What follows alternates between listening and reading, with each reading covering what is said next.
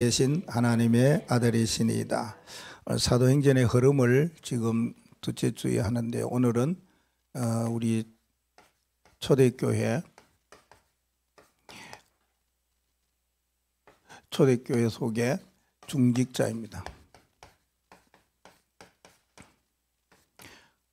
중직자가 사도행전 6장에부터 시작이 되어지죠. 중직자는 어떤 사람이냐? 초대교회에 세워져 있는 중직자들, 우리는 잘 알고 있습니다. 내가 이런 중직자가 되어야 되겠다 하는 마음으로 우리 모두가 함께 기도해야 될 줄로 압니다. 기도는 하나님께 쌓이고 우리에게는 응답으로 온다고 했지요. 우리가 계속 기도하면은 우리의 기도가 하나님 앞에 계속 쌓입니다. 응답은 언제 오느냐? 하나님의 시간표에 우리에게 옵니다. 내 시간표에 안 오겠죠. 하나님이 나의 기도를 보시고 나의 믿음과 그릇과 또 그에 맞추어서 하나님이 응답을 우리에게 주십니다. 그러니까 응답받는 것은 하나님의 손에 있기 때문에 우리가 할 수 있고 하는 일은요, 계속 기도하는 겁니다. 하나님 앞에 우리의 기도를 자꾸만 쌓이도록 하는 것이죠. 중직자로서 기도해야 되는데 한 시대를 살리기 위해서는 제일 먼저 믿음이 있어야 되겠죠. 믿음 충만, 이걸 위해 기도해야 됩니다. 우리는 세상 사람들과 다른 일을 하기 때문에 또 그 일이 중직자가 해야 되기 때문에 믿음 충만해야 된다, 그 말입니다. 그것도 그렇지만은 성령 충만해야 된다. 왜요? 영적인 일을 하기 때문에 그렇습니다. 세상 사람들이 하지 못하고 세상 사람들이 알지 못하는 그 일을 하는데도 우리는 세상 사람들보다 더 뭐가요? 지혜가 있어야 된다. 지혜 충만해야 된다. 왜? 땅에 있는 일을 하는 것도 아니기 때문에요. 하나님이 주시는 지혜, 이게 있어야 됩니다. 땅에서는 지식을 우리가 습득을 한다 할지라도 지혜는 하나님이 주셔야 되죠. 그래서 이 세 가지를 놓고 기도했더니 초대교회 중직자 7명이 일어났어요. 이 사람들이 어떤 사람이냐? 칭찬에 대한 받는 사람이다. 이래서 칭찬으로 충만한 사람이다. 이렇게 성경은 소개하고 있습니다. 지금 같으면은 믿음과 성령, 지혜가 충만한 중직자 한 사람, 이런 사람을 보고요, 뭐라고 그러겠습니까? 칭찬 충만한 것을 보고 망대라 그럽니다. 그래서 우리 중직자들은 70군데에 세우는, 70군데에 영향을 주는, 70군데 지역의 제자를 찾는 70망대가 되어야 된다. 초대교회 성도들은 이렇게 중직자 한 사람을 통해서 70망대, 또 더 큰 선교의 망대까지도 이루어졌습니다. 오늘 그 이야기를 우리 한번 말씀을 통해서 언약으로 붙잡아 보십시다. 첫째로 초대교회 중직자 한 사람요, 이 스데반으로 먼저 생각해 보십시다. 이 사도행전 7장에 스데반 집사의 일들을 소개해 주고 있죠. 6장 하반부부터도 나오지만은 말입니다. 특별히 스데반은 많은 사람들에게 여러 가지 문제를 제기하는, 문제를 받는 그러한 일이 있었습니다. 우리가 어떤 문제를 당하거나 문제를 받을 때에 당황해서는 안 되겠죠. 스데반은 이런 믿음과 성령, 지혜가 충만한 사람이기 때문에 세상 사람들이 어떤 문제를 제기하고 어떤 문제를 질문하고 어떤 문제를 내 앞에 제시해도 절대로 스데반은 당황하지 않았어요.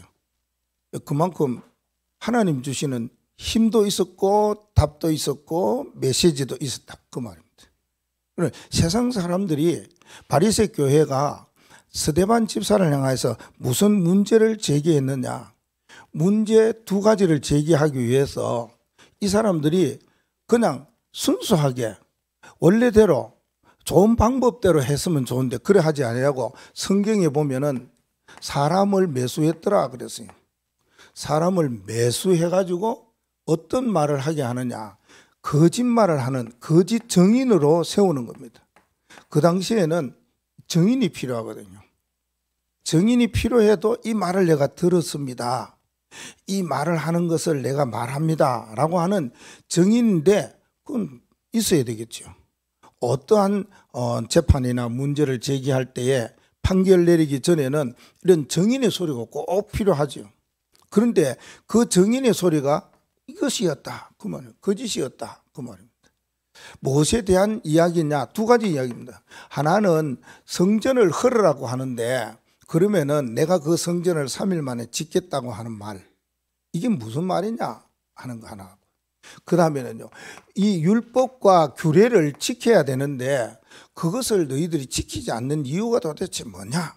이 두 가지입니다. 이 두 가지 문제를 제기할 때에 스데반이 여기에 대하여서요 당황하지 않았어요. 확실한 뭐가요? 답이 있기 때문에. 우리가 그렇습니다. 누구 앞에서든지 정확한 뭐가 있으면요, 답이 있으면 어떤 문제가 내가 받더라도 괜찮습니다. 또 어떤 문제를 내가 당하더라도 하나님이 주시는 보좌의 파워, 힘, 이거 있으면은 흔들릴 필요 없고 당황할 필요 없습니다. 왜 우리가 세상 살아가고 신앙생활 하다가 보면은 사람들이 뭐 많이 묻잖아요. 질문도 하고 막 그러잖아요. 어제도 우리 친척들 모이는데 중직자가 뭔 이야기를 하는데 한참 들었어요. 사람들이 일반 교회 중직자 계속 들었어요. 우리 다 듣고 난 뒤에 해야 되지 중간중간 이야기하면 안 되거든요.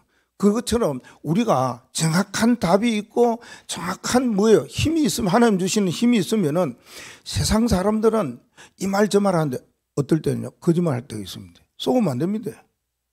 누가 막 이렇더라 가서 물어보면 그 말 안 했는데도 막 실질적으로 그 사람을 막 말했는 것처럼 잘 꾸밉니다. 과장도 하고요.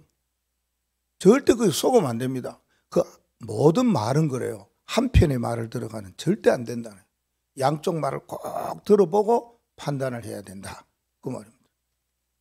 이러한 문제에 스데반은 정확한 뭘 갖고 있습니까? 답을 딱 가지고 있거든요. 그게 사도행전 7장 1절부터 딱 이야기합니다. 내 이 부형들이여 그러면서요. 다들 유대인들이니까, 다 사두개인들, 제사장들, 바리새인들 이런 사람들이니까 그 앞에서 당당했어요. 누군데요?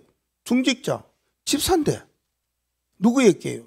제사장, 바리새인들, 사두개인들, 장로들 앞에 당당하게 이야기한다는 거예요. 그만큼 뭡니까? 모든 삶에 있어서 영적인 답을 딱 가지고 있었거든요. 이 정도니까 말입니다. 우리 사람이 그냥은 아닙니다. 늘 우리가 중직자로서 우리가 평생 내가 중직자로 헌신하고 살아야 되겠다면 이거 놓고 기도하셔야 돼요. 그래서 다른 사람이 볼 때 야, 저 사람 진짜 중직자답다, 정말 저 사람 같으면 좋겠다, 이 정도 나와야 돼요. 그러면 이 기도를 계속 쌓으면 어떻게 되겠어요? 당연히 하나님이 응답을 그래 주시지요. 그렇게 사람들로부터 야, 저 사람 됐다, 그렇지, 이렇게 놓는다 그 말입니다. 그러니까 벌써 스데반은 이와 같은 응답을 받았기 때문에 그 누구 앞에서도 정확한 답을 딱 내립니다. 그러면서 하는 말이 있습니다. 7장을 쭉 읽어보면 두 가지 이야기하고 있습니다. 첫째 하나는 뭐냐면은 그 조상들이 살았던 모든 길, 여정, 조상들의 여정을 이야기를 합니다. 제일 첫 번째, 유대인들이 그렇게 위대하게, 그렇게 존경하면서 유대인들이 그렇게 위대하게 생각한 사람이 있어요. 우리는 보통 우리 예를 들어서 대통령 이러면은 사람 다를 거 아닙니까? 먼저 정치했던 사람들 그 중에서는 누구 어떤 분 이렇게 해도 잡을 수 있는데, 성경에서는 이 사람만이 유대인들이 그렇게 존경하고 사랑하고 그게 따랐다 그 말이에요. 그 세 사람을 쫙 이야기합니다. 그 첫 번째 사람이 아브라함, 두 번째 사람이 모세, 세 번째 사람이 다윗이에요. 이 세 사람의 살았던 이야기, 그 아브라함의 후손들이 살았던 애굽에 살았던 이야기, 거기에서 출애굽에서 광야길로 인도했던 모세의 이야기, 그리고 이스라엘 가나안 땅에 와서 왕국을 세웠던 다윗 이야기와 다윗의 그 아들 솔로몬이 지은 성전에 대한 이야기를 하고 있다 그 말입니다. 저들이 궁금하게 여기고 저들이 거짓 증인을 세워갖고 문제를 제기한 거기에 정확한 답을 줘버렸어요. 예, 그만큼 뭡니까? 답을 우리는 가지고 있어요. 세상 사람들이 성경에도 그랬잖아요. 세상 사람들이 물으면 거기에 정확한 답을 준비하고 예배하고 있어라. 그래야 됩니다. 언제든지 그렇게 있어야 됩니다. 그만큼 뭡니까? 말씀에 대한, 복음에 대한, 하나님에 대한 이야기, 이 답을 정확하게 갖고 있어야 됩니다. 이게 뭡니까? 전도라고 그 말입니다. 우리가 어떤 사람이 물으면 거기에 정확하게 말해줄 수 있어야 되잖아요.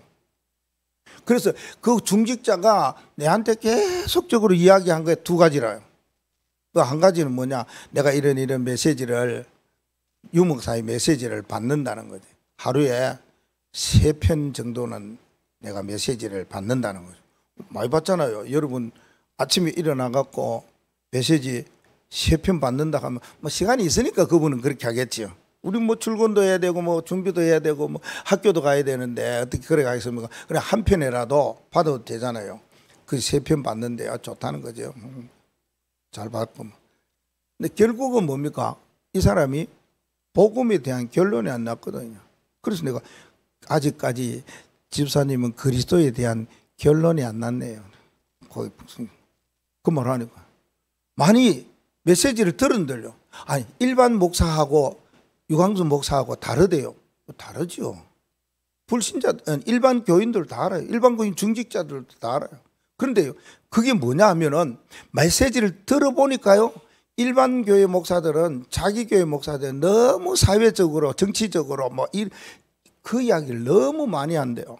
근데 유광수 목사는 그런 거 없대요. 그렇지, 우리는 복음만 전가하니까. 다르다는 거예요. 정확한 말을 해줬어요. 아직까지 복음과 그리스도에 대해 결론을 못 내렸고, 그렇게 많은 사람들이 이야기하는 가운데에 서대반 집사는 정확하게 이야기해 줬어요. 이 답을. 또 한 가지 문제가 뭐냐 하면은 요 이야기를, 성전에 대한 이야기입니다.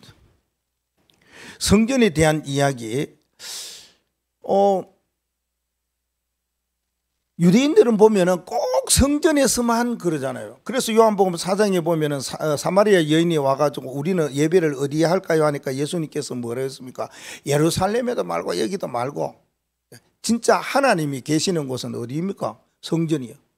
하나님은 어디서든지 계신다고 마지막에 보면 이야기합니다. 7장 마지막 부분에 가면 그 말이 뭡니까? 하나님은 어느 곳이든지 무소부재하신 분이다. 안 계신 곳이 없다. 이 말을 하는 거예요. 그래서 발등상은 땅에, 머리는 하늘에, 아니 오신 곳이 없는 것을 이야기하는 내용이 7장에 나오지요.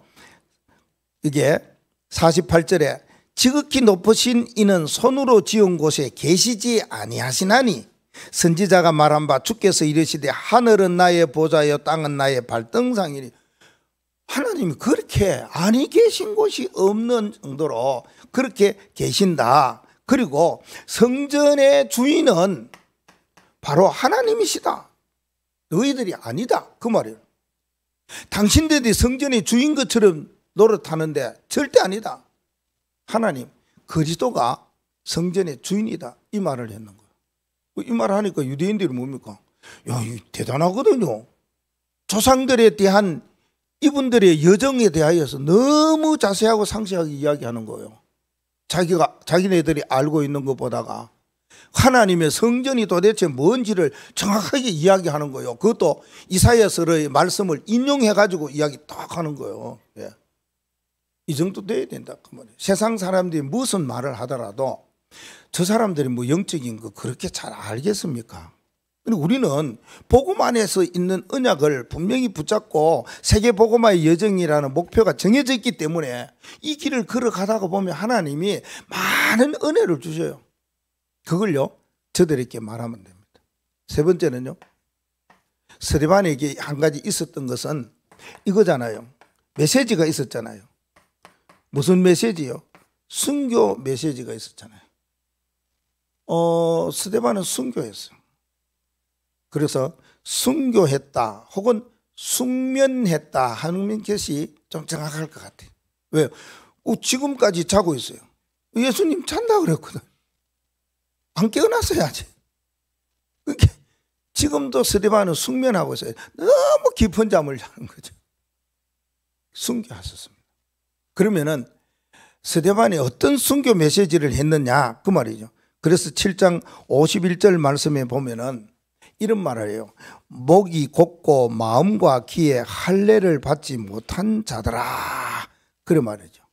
이게 무슨 말입니까? 사람이 사람다워야 되는데 사람답지 못하는 너희들아.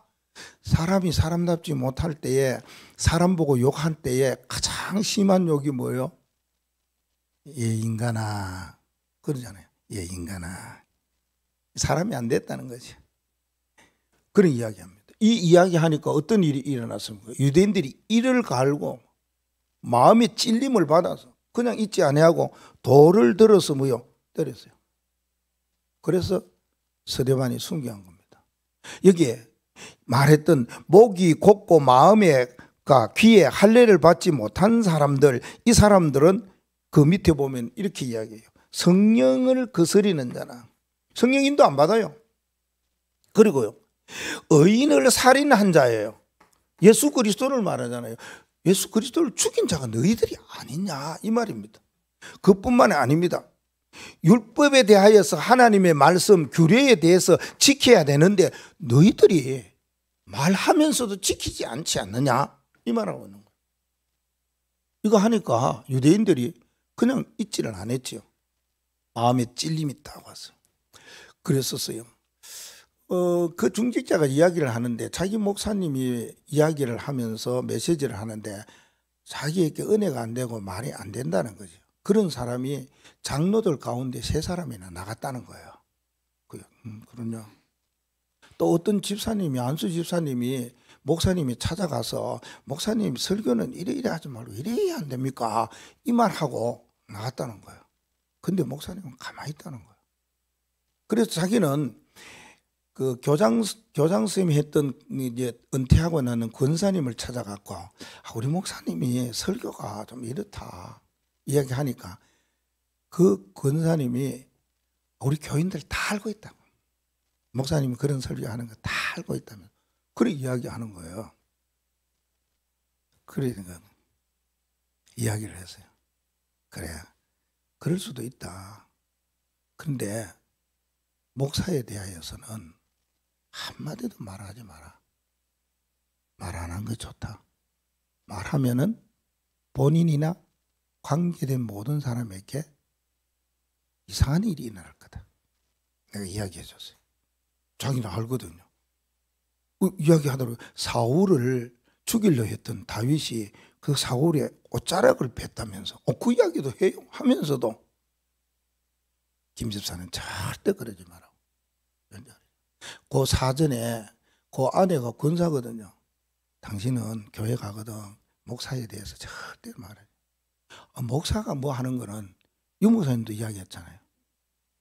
성역이에요. 거기에 대해서 이러쿵 저러쿵 절대 말하지 마라.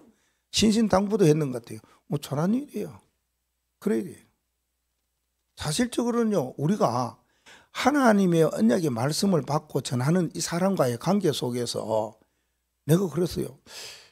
진짜로 목회자를 위해서 기도하는 사람이 있다면 목사님이 욕을 해도 그냥 그걸 받을 것이다. 기도 안 하는 사람은 은혜되는 말을 해도 딱 거부한다. 요거예요. 바리새인들. 아니 스데반 집사가 뭐 딴 말 했습니까? 그죠? 쭉 이야기하고 살았던 모습 보면 너희들이 성령을 거스리지 않느냐? 너희들이 예수 그리스도를 죽인 자가 아니냐? 너희들이 규례와 율법을 말하면서 지키지 않느냐? 이 말 하는 거예요. 그러면은 찔림을 받으면은 회개해야 되잖아요. 사도행전 2장에 초대교회 성도들은 똑같아요. 베드로의 설교를 받아 찔림을 받았어요. 왜요? 영적인 메시지를 하거든요. 베드로가요. 환상을 보고 꿈을 꾸고 미래에 대해서 예언이 성취될 것이다. 이 미래적인 말을 하니까 우리가 어찌할꼬 이래갖고 세례받은 사람이 3,000명이나 됐다고 사도행전 2장에 나오잖아요.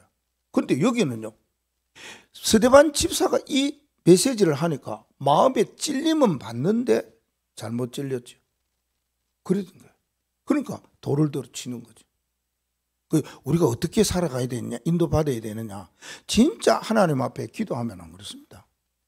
저는 여러분이 얼마나 기도 많이 하는가 알아요. 오늘도요, 저도 그렇게 기도해요. 하나님, 지난주보다 갑절에 영감만 달라고. 뭔 기도를 하겠습니까? 은혜도 필요하고 성령도 충만하고 지혜도 충만하고 믿음 충만해야 되는데, 하나님, 이런 중직자들 일어나는데 내가 메시지를 심부름하는 이 시간에 하나님 나에게 갑절의 영감을 달라고. 작년 기도할 때도 갑절의 영감을 우리 목사님에게 허락해 달라고. 여러분이 목사님에서 기도를 진짜 많이 하시는 것 같아요. 그러면은 사실적으로 여기서 여러분에게 무슨 말을 해도 다 은혜가 됩니다. 그런데 일주일 내에 담임 목사한테 기도하고 담임 목사를 위해 생각도 안 하고 그 메시지를 들으니까 그런 말이 이러니 저런 말이 저러니 뭐 목사의 영역에 가서 이야기 찾아가서 이야기하고 그러지 말라고. 그래 될 수밖에 없어요. 이렇게 된다는 거는. 우리가 하나님 앞에서 초대교회처럼 중직자로서의 어떤 기도하고 어떤 답을 가지고 어떤 때에 메시지를 어떻게 해야 되겠는가. 내가 죽어도 괜찮다는 거예요. 스데반은 순교의 메시지는 몰랐겠습니까? 내가 이 말을 하면은 상대방이 어떻게 나오는 거 모르겠습니까? 알았습니다. 그런데도 쉬지 아니하고, 그런데도 양보하지 아니하고, 그런데도 조금 더 빗나가지 아니하고 정확하게 메시지를 했다는 거예요. 중직자 대단하지 않습니까? 두 번째는 빌립이라는 중직자를 보십시오. 빌립 집사는요, 사도행전 어디예요? 8장에 나와요. 8장에 보면은 나오는데, 빌립 집사는 이러한 우리가 환경이 어떻든지 간에 말입니다. 중직자는 그 길과 그 여정을 걸어갈 수밖에 없어요. 빌립 집사는 교회의 핍박, 거기 보면 박해라 그랬어요. 그 핍박 속에 여정길을 걸어갔다 그 말입니다. 이게 대단하다는 거죠. 지금 사울이 와가지고 사람 잡아가지고 옥에 가두는 일이 있고 그 말하고 있지 않습니까? 8장 1절에 예루살렘 교회에 그냥 박해가 아니고 엄청난 큰 박해가 일어났고, 또 스데반 집사님을 장사하고 난 뒤에 사울이 교회를 잔멸해서 각 집에 찾아가서 예수 믿는 사람 잡아다가 오는 그러한 환경이에요. 우리 이웃집에 예수 믿는 사람이 지금 사울이, 그의 군대들이, 그의 모든 사두개인들이 찾아와서 잡으러 왔다. 이 소식 들으면 어떡하겠어요? 우리 집 옆에, 내가 살고 있는 옆에 그 집에 이런 일이 생겼다면 어떡하겠어요? 나도 믿는데. 그런 가운데서 걸어갔던 빌립 집사의 여정입니다. 참 대단하죠. 우리가 어떤 환난과 어떤 핍박 속에서 신앙을 굳게 붙잡고 흔들리지 않았다, 그 사람이 일단 하나님 앞에서 멸류관을 받을 사람. 우리가 살아가면서 사이 근래에는 뭐 그런 어떤 핍박이 있습니까? 예수 믿는다고. 예전에는 예수 믿는다고 교회 예배 간다고요, 직장생활에 예배 간다고 잘리는 사람도 있고 그랬었어요. 요새 어디 그렇습니까? 이런 가운데서 빌립 집사님의 여정길은 어디로 갔느냐 이래 보면요, 세 군데 갔어요. 첫째는 아무도 가지 않는 곳으로 갔어요. 이곳이 어디입니까? 사마리아입니다. 유대인들은요, 사마리아 사람 만나면은 재수 없는 줄 알아요. 사마리아 지역 땅에 절대 발을 내디지지를 않습니다. 그 길로 통과해야 갈 것 같으면 둘러서 갑니다. 고생이 아니고, 고생인데 우리가 볼 때는 그렇죠, 바른 길로 가면 되는데 그 사마리아 땅을 밟기 싫어가지고, 그 천한 사람들 사는 곳이 싫어가지고 둘러서 가요. 고생길. 아이고, 그렇습니다. 사마리아라는 곳이 어떤 곳인지를 그 시대에 이 상황을 알면은요, 정말 그래요. 그게 좀 부족한 사람들이 와 산다고 해가지고, 좀 이상한 사람들이 와가 좀 산다고 해서, 그 당시에 유대인들이 그 피가 안 섞인 딴 사람, 다른 민족들이 그 와서 산다고 해가지고 그걸 그렇게 싫어합니다. 그리고 세계복음 하겠습니까? 우리 같으면. 그죠? 우리는 세계복음 하는 겁니다. 예전에 우리 교회에서 그 중국에 있는 사람하고 결혼할 때 내가 주례할 때 그랬어요. 진짜 세계관이 열렸고, 그 다민족 결혼이잖아요. 세계관이 이만큼 열린 사람이 여기 서 있다고 내가 그렇게 축하하면서 결혼 주례한 적이 있어요. 얼마나 귀한 일입니까? 근데 옛날에는 안 그랬어요. 옛날에는 저기 사람하고 결혼하면 동네 사람들은 창피하고 부끄러운. 요새는요, 극찬하는 거야. 잘한 일이다. 우리가 볼 때는 세계복음하는 길이거든, 이게. 근데 유대인들은 싫어하는 곳이에요. 그런데 그렇게 사마리아 지역을 빌립 집사는 갔어요. 그러고요, 아무도 말하지 않는 거요. 아무도 말하지 않는 것을 말했어요. 유대인들은 그곳에 가서 가지도 않고 말하지도 않냐고. 그런데 빌립은 그 가지 않은 곳에 가서 다른 사람이 말하지 아니하는, 들려주지 아니하는, 알려주지 아니하는 그리스도를 이야기했다, 그 말입니다. 빌립이 8장 5절에 사마리아 성에 내려가 뭘요? 안 보나? 나 혼자 보나? 그리스도를 백성에게 전파하니. 그리스도를 백성에게 전파했어요. 사마리아 성에 내려가서. 참 대단하지 않습니까? 그건 보통, 이 전도자도 아니고, 그 우리가 말하는 뭡니까? 목회자도 아니고, 사도도 아니에요. 집사예요. 근데요, 아무도 말하지 아니하는 그리스도를 말하는 자가 되었어요. 그래서 어떤 일이 일어났습니까? 아무도 할 수 없는 일들이 일어나 버렸어요. 그게 어떤 일입니까? 어마어마한 일이 일어났다, 그 말입니다.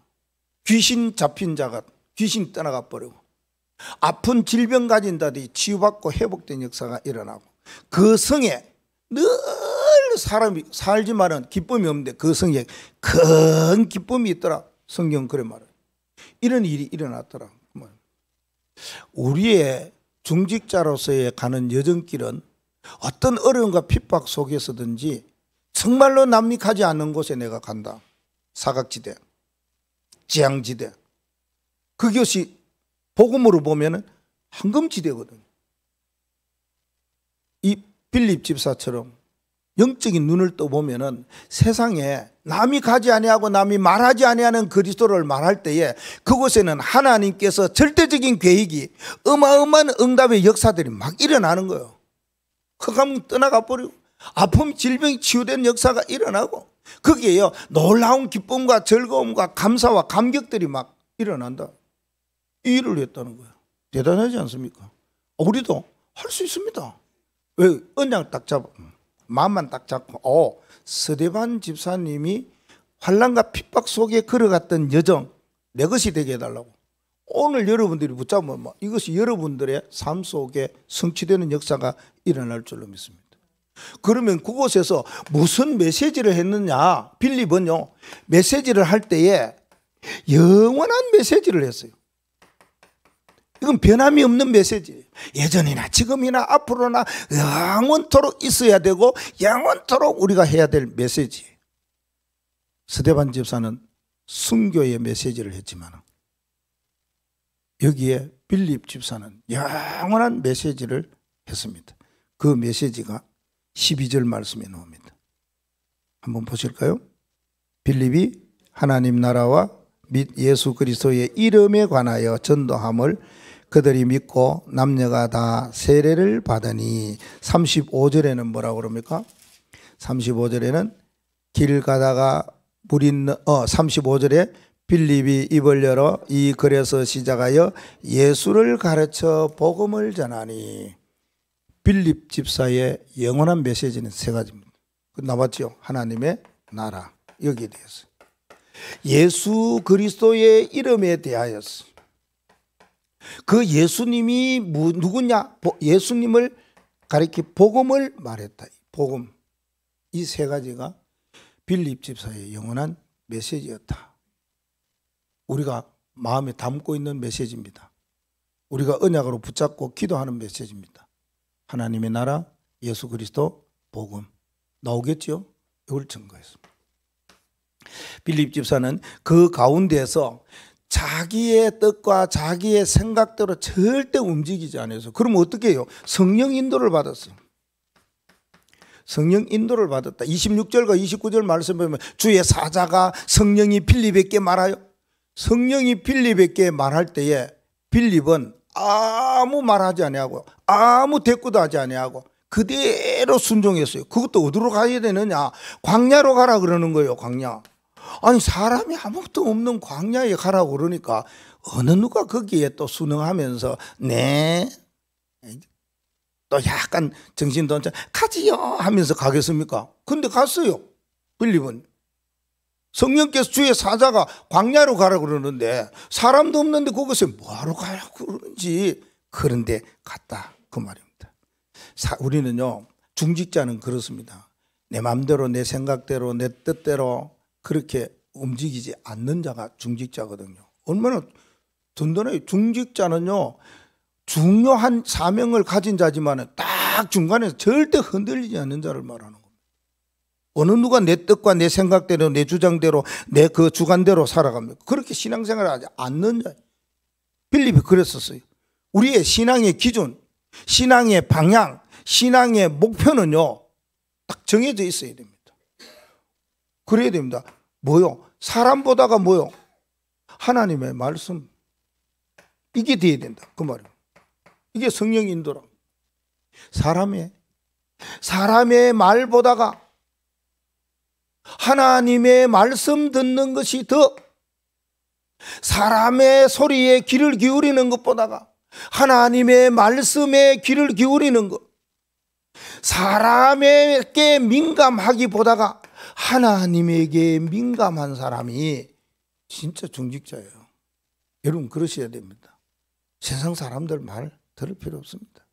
하나님의 말씀에 순종하고 다른 말에 귀를 기울일 필요 없습니다. 뭔 딴 것에 대해서 민감할 그럴 필요 없습니다. 우리는요, 종말을 알고 있기 때문에, 끝을 알고 있는 자이기 때문에, 끝에 어떤 일이 일어날 것을 언약으로 붙잡고 있기 때문에 지금 일어나는 일에 대해서 그렇게 흔들릴 필요는 없습니다. 이게 정말 우리가 성령 인도받는 빌립과 같은 이런 사람, 우리의 생각과 이치에는 우리의 수준에는 절대 안 맞지요. 광야. 그런데 순종했더라. 이게 중직자. 마지막으로 아나니아입니다. 아나니아는 사도행전 9장에 나옵니다. 아나니아는 어떤 사람이었느냐 하면은 이러한 중요한 역사적인 사건과 배경 속에서 있었던 사람입니다. 사도행전 9장에 보면 우리 성경에나 교회사에서 역사적인 사건 하나가 있어요. 그 역사적인 사건이 뭐냐 하면은 모든 믿는 사람들이 지금 결박을 당해야 돼요. 이 공문을 가지고 대제사장의 공문을 가지고 사울이 가는 길이 다메섹을. 근데 거기에 어떤 일이 있느냐? 빛이 임하였어. 그냥 빛이 아니었어. 사울이 가면 빛이 임하였어. 주위의 사람들 그 빛을 몰라요. 사울은 그 빛을 받았어요. 눈이 멀었어요. 앞을 못 봤어요. 그런데 그때에 보니까 하나님의 주님의 음성이 들렸어요. 사울아 사울아, 예 누구십니까? 네가 핍박하는 예수니라. 하나님 주님을 만나는, 그리스도를 만나는 귀한 역사적인 이 장면과 배경이 나옵니다. 이 일로 통하여서 어마어마한 일들이 일어나기 시작하잖아요. 우리 신약 성경에 보면은 그 바울의 전도자의 발걸음과 모든 여정과 삶이 얼마나 많은 영향을 줬는지 모릅니다. 소아시아 7 교회뿐만 아니라 중요한 사람들에게도 또 자기 아들처럼 여기고 삼았던 제자들에게도 주셨던 메시지가 신약에 쫙 깔려 있어요. 그리고 결국은 하나님이 원하는 로마 복음화 이 일을 위해서 로마서를 기록하면서 거기에 복음화에 헌신했던 제자들 쫙 로마 16장에 나옵니다. 그런 일들이 여기서부터 시작되었다 그 말입니다. 그리고요 역사적인 다메섹이요 역사적인 장소입니다. 장소인데 이 장소에 누구냐 어떤 인물이 있었느냐 그 말입니다. 다메섹이라는 장소요. 다메섹을 지나갈 때에 하나님이 사울을 꺾으셨어요. 이유가 있었다 그 말입니다. 왜요? 다메섹에 사는 아나니아라는 사람이 있었기 때문에 하나님은 이 사람을 보고 사울을 꺾으셨습니다. 이유가 세 번째 나옵니다. 아나니아를 꺾으셨어요. 그런데 아나니아는 누구냐? 성경에 말하기를 제자라 그 말합니다. 제자는 중직자를 지난 레벨의 사람을 말하고 제자입니다. 예, 달라요. 중직자가 또 달라요. 그와 같은 어마어마한 일들이 다메섹에서 일어났다. 역사적인 사건입니다. 하나님이 왜 내가 살고 있는 이 동네에 또 복음을 알게 하고 살게 하셨느냐 이유를 여러분 꼭 붙잡아야 됩니다. 여기서 내가 뭐 해야 되느냐, 내가 사는 동네에 뭐 해야 되겠느냐, 내 주위의 아파트 속에서 내가 뭐 해야 되느냐, 내 주위의 현장 속에서 내가 뭐 해야 되겠느냐 이거요 붙잡아야 됩니다. 그 붙잡는 날 하나님이 아나니아와 같은 나를 통해서 지교회의 사명과 시스템 속에 있는 나를 통해서 하나님이 문을 열어가지고 그게 진짜 전도예요. 이 진짜 하나님이 역사하는 거예요. 세계복음화의 흐름이 이렇게 나간다니까. 그러네. 한 사람 제자의 중심으로 그 지역을 내가 책임지겠다 그 말입니다. 내가 살고 있는 이 지역은 내가 책임지고 내가 살리겠다 이런 언약이 분명한 아나니아와 같은 한 사람을 통해서 어마어마한 세계복음화의 문들과 흐름이 시작되고 있다는 사실입니다. 그래서 우리는 내가 살고 있는 지역 복음화를 위한 내가 지교회다 그렇게 생각하셔야 됩니다. 그 말은 그런 제자는 오면 되는 겁니다. 그래서 뭡니까? 그러면 어떤 일이 일어났느냐, 역사적인 사역을 감당할 때에 그 결과는 어떠했느냐 하는 것이 나오고 있습니다. 특히 19절 하반절 말씀해 보면 9장 19절 하반절에 사울이 다메섹에 있는 제자들과 뭐 했다고요? 함께 며칠 있을세. 함께 했어요. 함께라는 말은 뭡니까? 합숙이거든요. 역사적인 사역 여러분이 전도할 때에 누구 한 사람 만나거든 이렇게 하면 됩니다. 함께 며칠만 있을세 이겁니다. 이거는 우리가 그냥 보면 합숙이라고 말할 수가 있겠죠. 함께 제자들과 며칠 함께 있으니까. 그래서 우리가 복음 이거 제일 처음에 다락방 하면서도 합숙훈련 가잖아요. 일주일간 합숙훈련 가서 메시지 말씀 받고 은혜 받고 또 거기에서 내가 무장도 하고 중요한 결단도 하고 또 뭐 이렇게 하나님 앞에 기도하고 그러지 않습니까? 이거는 합숙함의 사역이 일반 교회도 많이 있습니다. 단어만 다르지 용어만 다르지 합숙하는 거 같이 뜻을 모으는 거 어떻게 같이 협력하는 이 일은 다 있어요. 일반 교회 가면 셀 운동을 많이 합니다. 미국에서 건너온 셀 운동, 셀 이러면서요. 큰 교단에서 목회자들이 세미나 갔다 오면 셀 운동합니다. 그리고요, 대학에 CCC 그거 가면은요, 전도하면서요, 순 운동합니다. 순장과 순원들 같이 모여가지고 순 운동합니다. 합숙은요, 많이 있습니다. 아니 대학에 가면 MT 하잖아요. 동아리에 가도 자기네 일거리 하잖아요. 합숙은요 어디 가도 회사 가도 하잖아요. 신입생 MT 훈련. 아니 정치하는 당에도 해요. 같이 합숙하고 세미나하고. 안 한 데가 없어요. 없는 데가 없어요. 우리는요 합숙을 하면서 뭐 합니까? 다락방을 해요. 용어만 다르지 왜 이단입니까? 뭐 때문에 이단이 됩니까?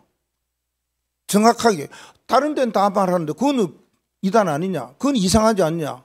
그 이름을 우리는 마가다락방에 일어난 성령의 역사, 응답 25 이걸 위해 간다 말할 수 있어요. 25예요. 20. 하나님이 하시는 일들이 이곳에서 일어나요.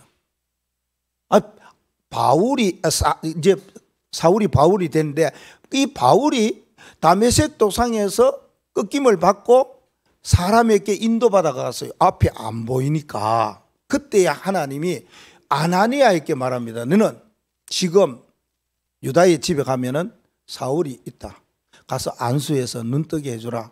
그리고 그에게 세례하고 구원받게 하고 말씀도 주고 그러라. 그러고 난 다음에 제자들과 함께 합숙하며 사역을 했어요. 이런 일이 있어야 됩니다. 우리가 복음을 전하다 보면 이 사람이 굉장히 복음에 민감하면서 또 복음 속으로 막 들어오려고 하는 간절함이 있고 이러면은 그 자리에서 그냥 아니면 시간 정해서 내가 그래 해야 돼요. 남에게 부탁할 것도 없고 뭐 목사님 갈 것도 없고 막 해버려야 돼요. 제자들과 며칠 있을새 며칠 같이 뒹굴면 돼요. 며칠 같이 밥 먹고 이러면은요 거기에서요 몇 마디 안 해도 진짜 은혜돼요. 그런 일이 일어났어요. 그러니까 거기에서 합숙을 받고 난 다음에 결과가 뭐냐? 사울이 예수님이 도대체 누구냐는 것을 받고 난 뒤에 그가 예수는 그리스도다 이 말을 고백했다니까요. 대단하지 않습니까? 며칠 사이에 우리는요 몇 년 있어도요 그 집사님은 계속 지금도 메시지 받거든요. 누가 보내준대요. 그 다락방 하는 사람은 보내주겠지요. 그 보내주는데 그 메시지를 받아도 거기에 대한 은혜의 말씀은 안 하고 나 세 편 듣는다고 그리스도를 몰라. 내가 그래서 그리스도 하나님 만나는 길이다. 죄 문제 해결되는 길이다. 모든 흑암에서 해방받는 길이다. 여기에 결론 내버려야 된다. 그렇게 이야기했습니다. 저는 어디 가든지 누구에게든지 그리스도만 이야기하고 있습니다.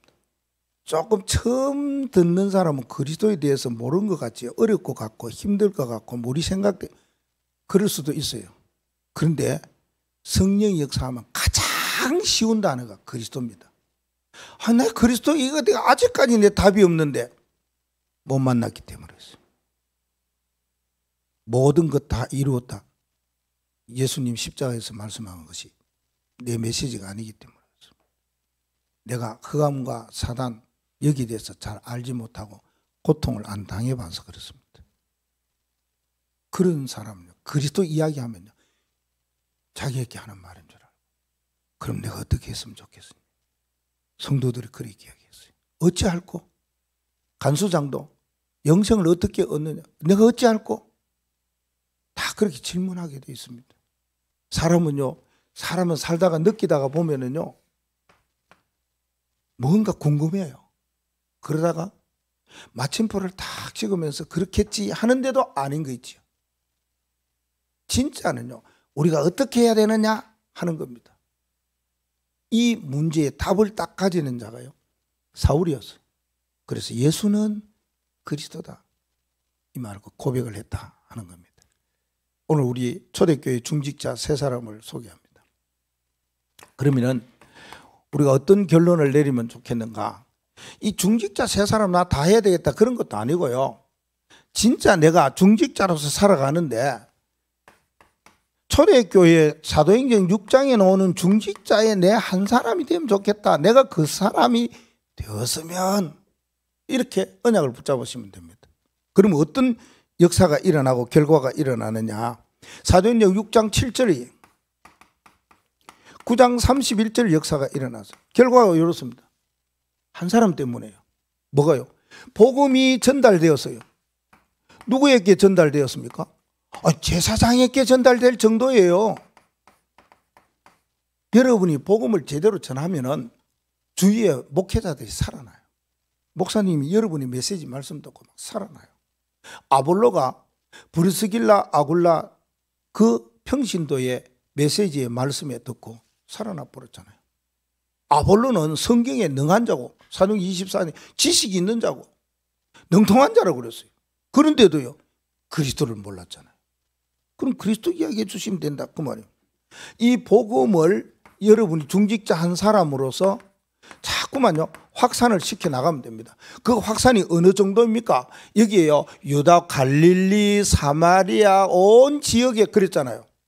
그러니까 여러 지역으로 이 복음이 확산됩니다. 여러분 한 사람 때문에 가는 곳마다 여러분이 그리스도 복음 전하십시오.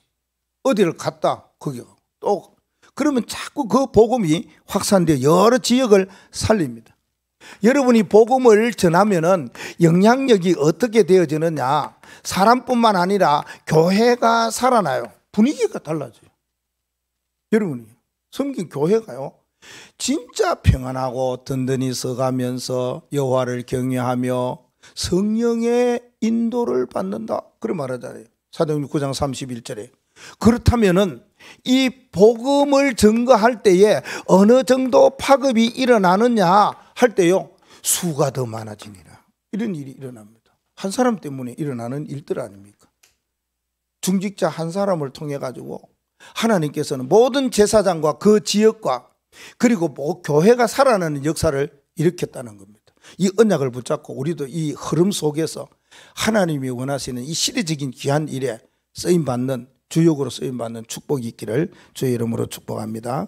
하나님 감사합니다. 우리는 중직자로서의 한 사람으로 이 시대와 미래를 살리는 언약 붙잡은 자가 되어지도록 주의 성령과 믿음과 지혜로 충만케 하여 주옵소서.